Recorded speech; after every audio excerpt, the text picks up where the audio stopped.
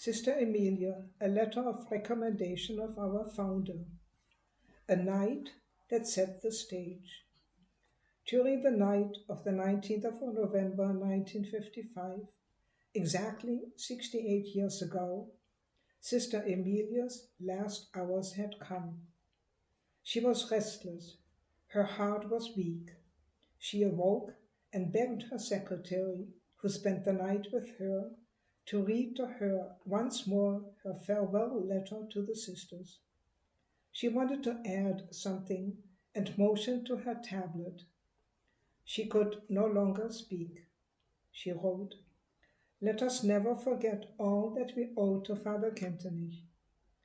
Let us remain faithful to him and in his footsteps follow the ways of divine providence. We shall only understand much of the present situation of our family in the light of eternity." She showed her secretary the place where she was to add it in her farewell letter. Then she rested more peacefully for the remaining hours of the night. On November 20th, her secretary wrote, Sister Emilia received Holy Communion before Holy Mass, and then gradually her strength left her. The Jesuit priest from the nearby hospital administered the sacrament of the sick. Sister Emilia could still utter Amen, and then she returned her life to God. Deeply moved, the priest said, "We want to say the first Our Father for the repose of her soul, or better, that she may be our intercessor.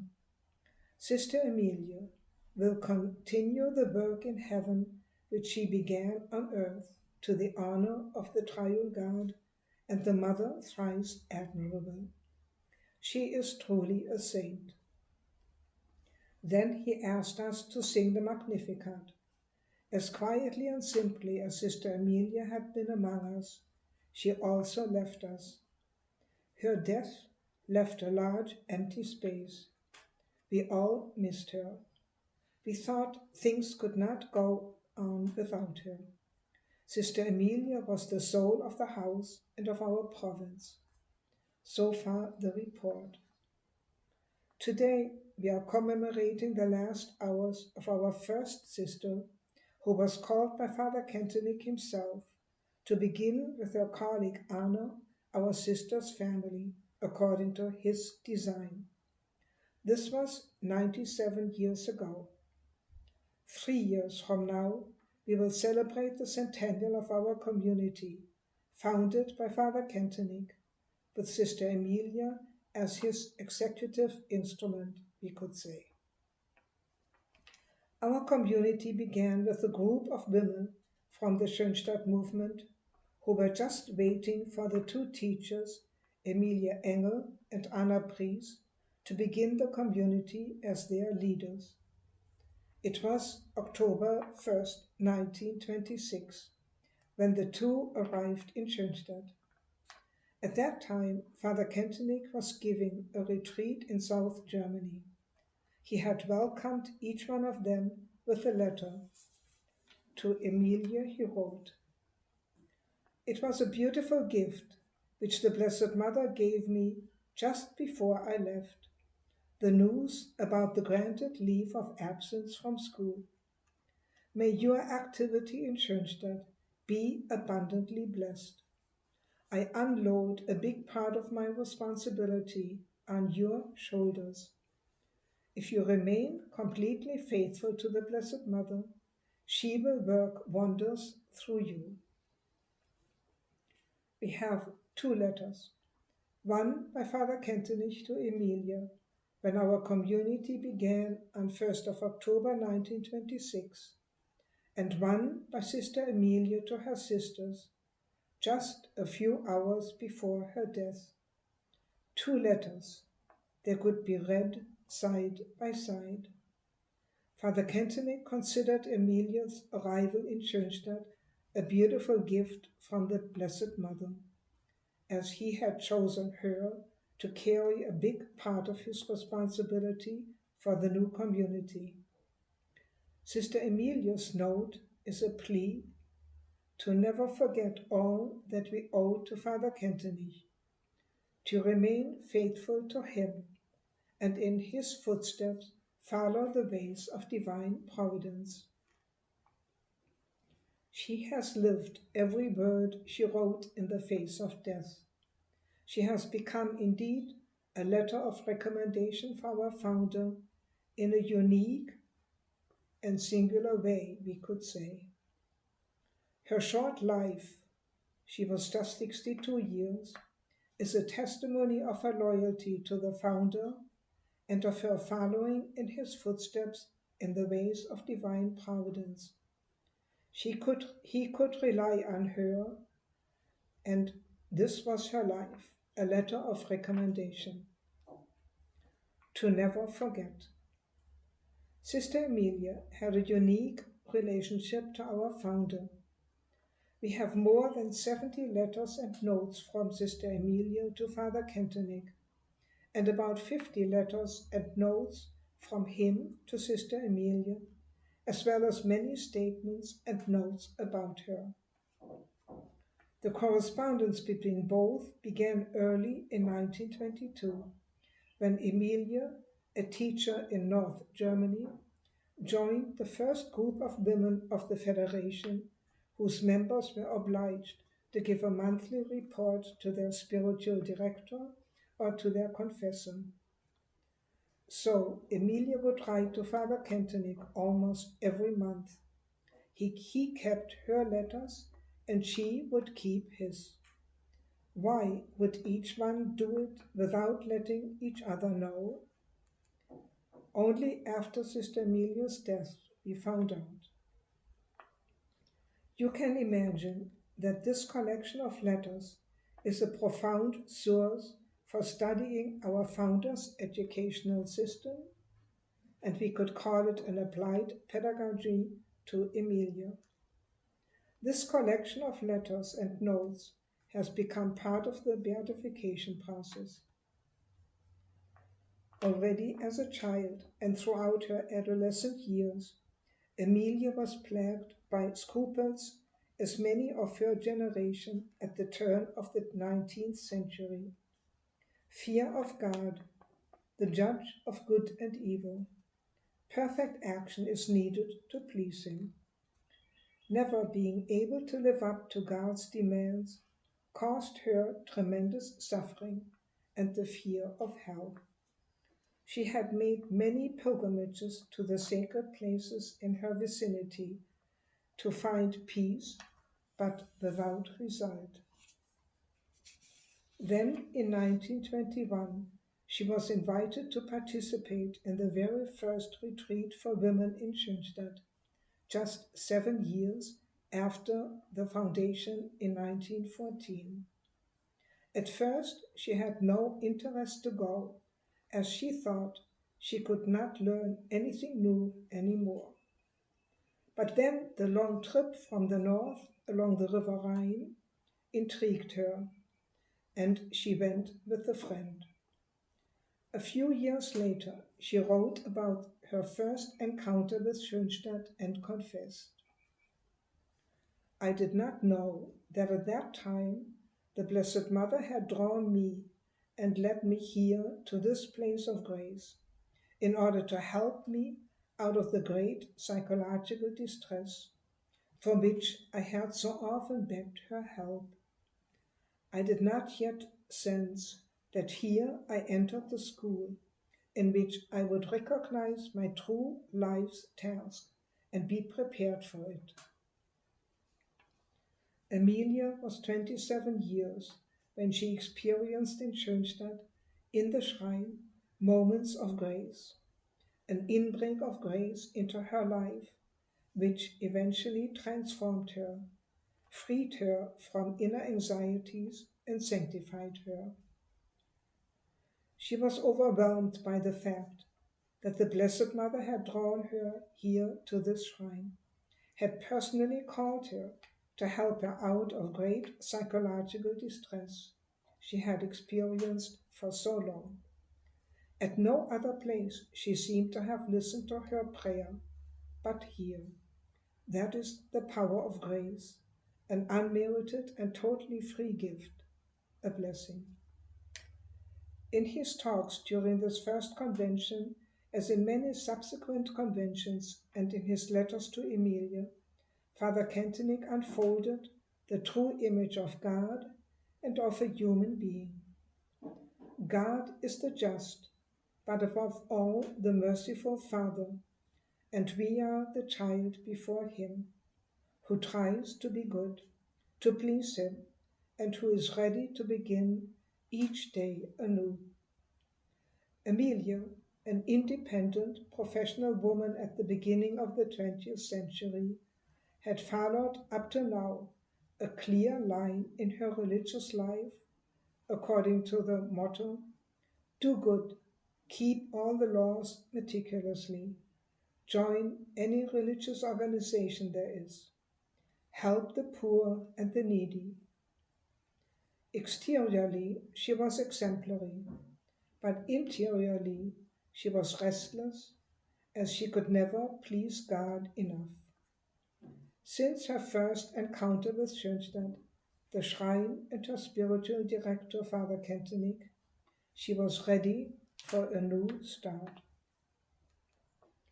In the beginning of her correspondence with Father Kentenich, she was at times obstinate, especially in the beginning, thought to know herself a little better than he, and at one point thought that it would be better for her to manage life without a spiritual director. Father Kentenich must have smiled about her attitude in her letters, because by that time he knew her quite well, and maybe better than Emilie knew herself, and he had already discovered the soft, childlike heart in Emilie that was concealed by a hard shell around her. With endless patience and imprudent and yet firm ways, he allowed Emilie time until she could finally embrace with her mind, will, and heart the new image of God as Father, which our founder unfolded to her and to the Schoenstatt family. She gradually became this child before God, and in time radiated forth inner peace, joy, and security, which marked her entire life from then on. Instead of striving for perfectionism through good acts, she grew more deeply into the childhood before God, and thus was able to take on responsible tasks in the young community as Vicar General, educator of our young sisters, and later as Provincial Superior of one of the first provinces in Germany. She gave her total yes. She offered her life to God and the willingness to endure all kinds of sufferings for the fruitfulness and holiness of the young community, so that from it an atmosphere of holiness could emanate into the world and church. God took her offering seriously, perhaps much more seriously than she ever imagined. 9 years after the foundation of the community, Sister Emilie fell ill with pulmonary tuberculosis, which abruptly ended her active commitment to the community. After 3 agonizing operations and phases of total isolation and loneliness in hospitals and sanatoriums, the healing process was progressing very slowly. It was truly a time of purification for her. She suffered not only physically, but more so spiritually, knowing quite well how much hope our founder had put in her for the young, growing community. And so she feared that she would disappoint the founder. Now she felt like a zero, as she would note in her diary, a black sheep. She was contagious, separated, and could not do anything for the community. Then our founder wrote to her how valuable she was even now for the community, which would need her prayers and sacrifices. Any community, he said, is dependent on three elements: on work, prayer, sacrifice. She could do her part with her sacrifices and prayers, and he thanked her for fulfilling this most needed task and thereby draw many blessings upon the community. In suffering, Sister Emilia followed Christ and gave her yes, Father, to God's will. She was to free herself from her own will and abandon herself like a child completely to God. All that counts in life is the increase of faith, hope, and love, her yes to God's holy will. That made her a true child of God, and she was able to pray. It is the unshakable faith and trust in the divine guidance of God's providence. It is a walking securely at Father's and Mother's hand. It is the knowledge of being carried by invisible higher powers, through darkness and night, through the wind and weather of our time, over chasms and abysses, from victory to victory, as it is for the salvation of humankind in the plans of eternal wisdom, love, and mercy. End of her prayer. Because she felt totally sheltered in God and in His providence, she could listen to others with inner peace, advise them, comfort them, and be a calm anchor and support, light and sun in difficult times for many. Although she was not given back her full health, she continued to give all her strength to the community. After 8 years of prudent and richly blessed activity as leader of the newly founded province, God demanded from her the final detachment from everything. A slowly progressing paralysis caused by a spinal curvature resulting from the earlier lung surgeries did not spare her any suffering until she was totally paralyzed and in need of constant help. Eventually, she could no longer speak. Despite unspeakable pain, she continued her work and bore the privation with exemplary heroism. She took nothing back from her offering to God, which she made at a young age. Despite all the hardship in her life, she rested, as it were, in the love of God like a child. Her yes, Father, was her answer to His love for her. Such a profound trust and security in the Heavenly Father did not remain hidden from others. For many people, a brief encounter with her was an unforgettable experience. A peace of eternity surrounded me in her presence, they confessed. To have met such a woman in life was surely a grace. A priest interrupted his travels in Koblenz to see Sister Emilie, and often even just for a brief moment. "You know, that's where your saint lives," he said to those who inquired about the reasons for his visit. I must once again look into the radiant eyes of Sister Emilie. Then everything will be fine with me again. The power of her radiation pointed to the supernatural world. Her inner glow let us sense her closeness to God. A letter of recommendation, an advocate in our founder's cause. Sister Emilie had treasured our founder's education, his guidance, his advice so much that she copied all his letters and notes to her into a diary. She would identify certain parts of his words that seemed important to her and would read them over and over again, a means to make his mind, his way of thinking, his loving and guiding her own. Let us never forget all that we owe to Father Kentenich. This was her wish for the future. This was her life. By following in his footsteps the ways of divine providence, she lived a saintly life. During the process of beatification, her life and the practice of all the virtues was thoroughly studied in Rome by 8 theologians, who independently from one another submitted an assessment about her life. In May 2012, the Holy Father, at this time Pope Benedict XVI, declared that it is proven that Emilie Engel lived a life of heroic virtues and can be called a venerable servant of God. With this official declaration, we have arrived at the last step before her beatification. For this to happen, we still need a physical miracle, which can be attributed to the intercession of Sister Emilie.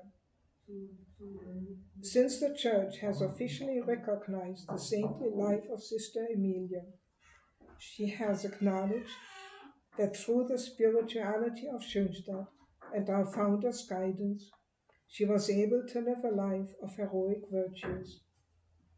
After her death in 1955, he called her in one of his studies the advocate for his cause, because her saintly life gives testimony of our wholesome system of education.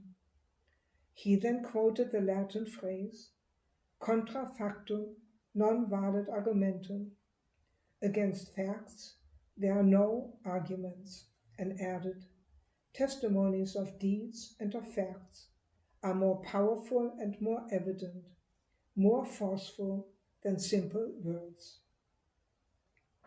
Many believe, with our founder, that the beatification of Sister Emilie could be a compelling fact that will and could solve many questions in our founder's cause.